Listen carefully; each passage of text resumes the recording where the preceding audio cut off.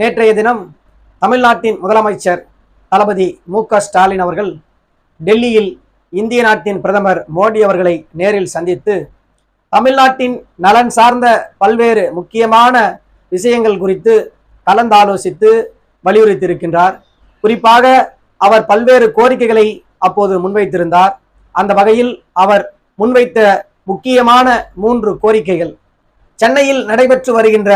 2ஆம் கட்ட metro rail திட்டத்திற்கு ஒன்றிய அரசின் பங்களிப்பு தொகையை வழங்கிட வேண்டும், பள்ளி கல்வித்துறையில் சமக்ர சிக்ஷா திட்டத்திற்கு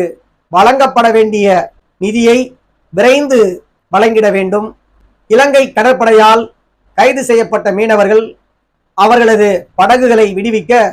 நடவடிக்கை எடுக்க வேண்டும் என இந்திய நாட்டின் பிரதமர் நரேந்திர மோடி அவர்களிடத்தில்